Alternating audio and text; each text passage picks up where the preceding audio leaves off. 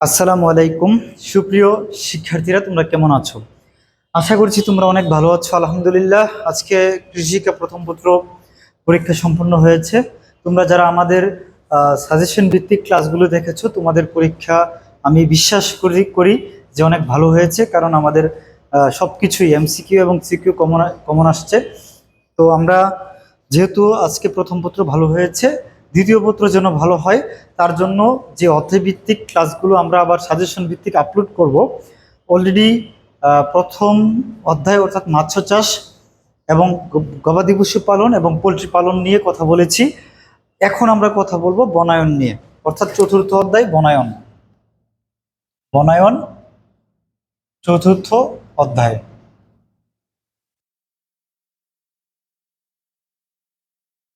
আমরা তোমাদেরকে শুরুতেই কি কি টপিকস থেকে প্রশ্ন আসতে পারে সেই বিষয় নিয়ে কথা বলবো, এবং তারপরে বলবো যে এই প্রশ্নগুলো কিভাবে সিকিউ আকারে আসে।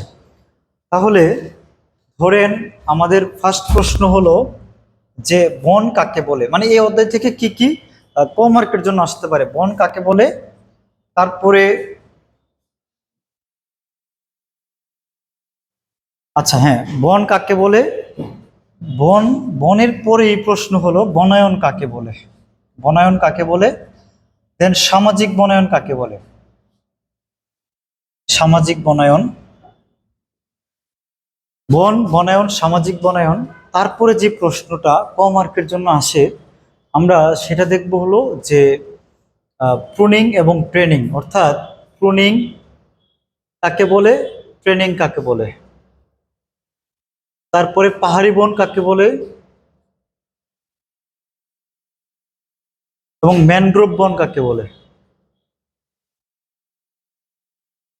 পাহাড়ি বন এবং ম্যানগ্রোভ বন কাকে বলে। এই প্রশ্নগুলোর পরে আমরা যেটা শিখবো সেটা হলো হার্ডেনিং কাকে বলে। হার্ডেনিং, হার্ডেনিং কাকে বলে। তারপরে ড্রেসিং কাকে বলে, ড্রেসিং। তারপরে শিখবো হলো যে কৃষি মেলা এবং বৃক্ষ মেলা কাকে বলে। কৃষি মেলা এবং বৃক্ষ মেলা কাকে বলে। আমরা ক মার্কের জন্য দেখো তো একটু কাকে বলে। বনায়ন, সামাজিক বনায়ন, প্রুনিং, ট্রেনিং, পাহাড়ি বন, ম্যানগ্রোভ বন, হার্ডেনিং, ড্রেসিং, কৃষি মেলা এবং বৃক্ষ মেলা। এই প্রশ্নগুলো আমাদের ক মার্কের জন্য আসতে পারে। খ মার্কের জন্য কি প্রশ্ন আসতে পারে? খ মার্কের জন্য আসতে পারে যে সামাজিক বনায়নের গুরুত্ব। সামাজিক বনায়নের গুরুত্ব। তারপরে আসতে পারে যে ভেষজ উদ্ভিদ হিসেবে বনের গুরুত্ব। ভেষজ উদ্ভিদ হিসাবে বনের গুরুত্ব।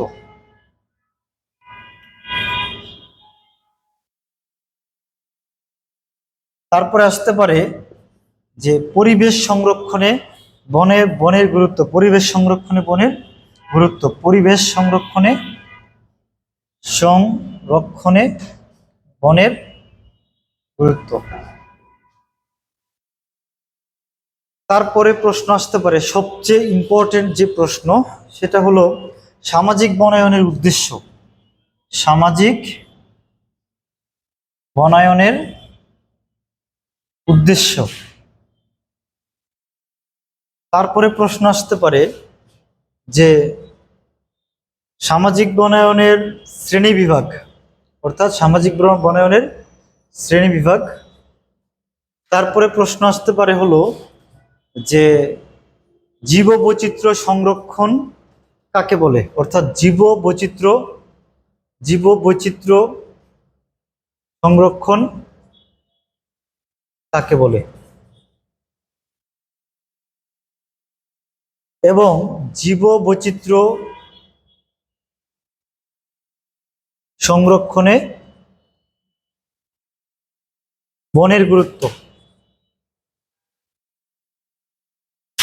আমরা ক মার্কের জন্য আরেকটা প্রশ্ন এড করি, ইকোসিস্টেম কাকে বলে। ইকোসিস্টেম,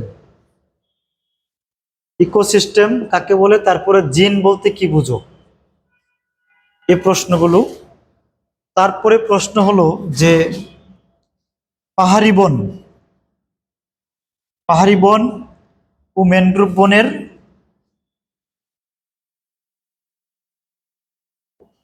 বৈশিষ্ট্য এবং পার্থক্য। স্যার আপনারা পার্থক্য শিখলে ম্যানগ্রোভ এবং পাহাড়ি বনের বৈশিষ্ট্য পারবেন। তারপরে প্রশ্ন ইম্পর্টেন্ট হলো যে কৃষি ও বৃক্ষমেলার গুরুত্ব।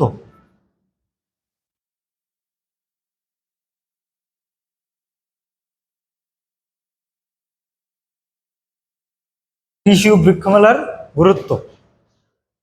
তারপরে আরো ইম্পর্টেন্ট প্রশ্ন হলো, আমি এই পাশে একটু লিখি, উপরেই লিখি, যে সবচেয়ে গুরুত্বপূর্ণ যে প্রশ্ন, প্রুনিং ও ট্রেনিং এর পার্থক্য। ট্রেনিং এর পার্থক্য খুবই গুরুত্বপূর্ণ। তারপরে প্রশ্ন হলো যে প্রুনিং,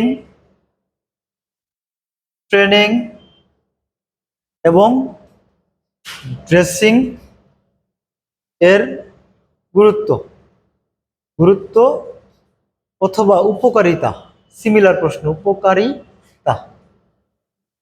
এই জায়গায় আপনারা পাবেন যে ড্রেসিং কিভাবে করা হয়, অর্থাৎ কম মার্কের জন্য আসতে পারে যে ড্রেসিং কিভাবে করা হয়। ড্রেসিং দেখবেন বইয়ের মধ্যে আছে যে বর্ধ পেস্ট অথবা বর্ধ মিক্সার করে ড্রেসিং করা হয়, অর্থাৎ 100 গ্রাম দুধ, 100 গ্রাম চুন এবং 1 লিটার পানি মিশ্রণ করে একটি পেস্ট তৈরি করা হয়। এটি যখন আপনি ক্ষত স্থানে লাগিয়ে দিবেন গাছের, সেটাকে কি বলা হয়, ড্রেসিং। সেভাবে ড্রেসিং করা হয়। ড্রেসিং কিভাবে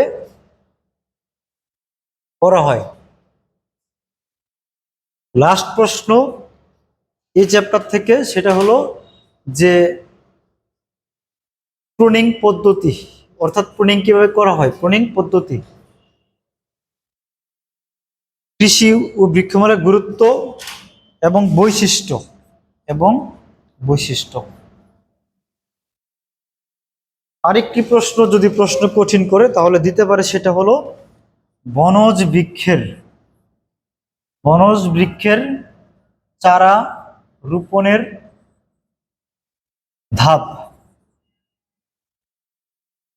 একটু মনোযোগ দিবেন সবাই।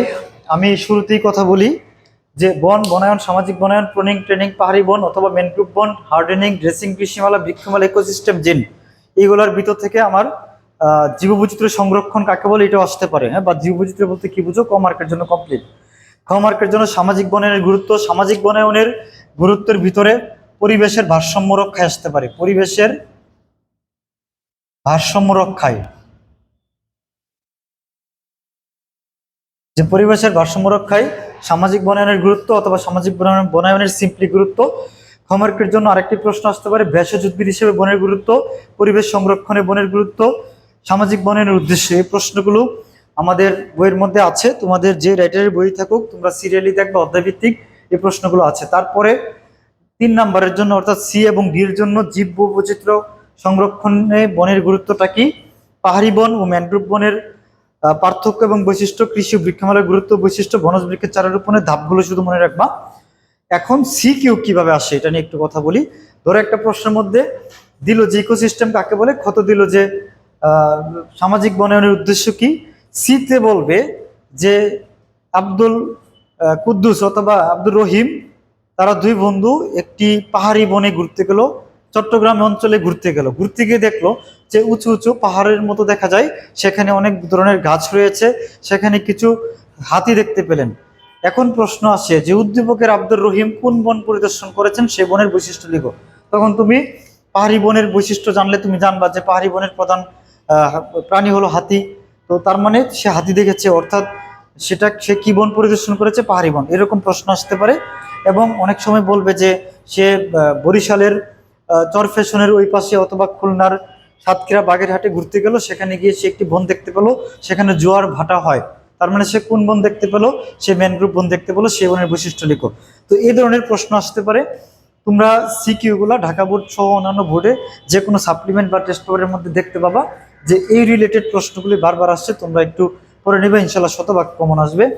আর এদিকে যদি তোমরা ভেষজ উদ্ভিদ হিসেবে বনের গুরুত্ব লিখতে চাও, সেখানে অবশ্যই তোমাকে ভেষজ উদ্ভিদের এক্সাম্পলগুলো তোমাকে লিখতে হবে।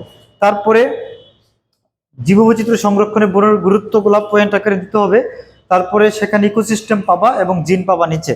ইকোসিস্টেম এবং জিন, স্যার ইকোসিস্টেম এবং জিন মানে আমার সবচেয়ে বেটার হবে আসলে আমি যদি সবগুলো এক্সপ্লেন করতে পারতাম, আমার খুব ভালো লাগতো। তো বন কাকে বলে?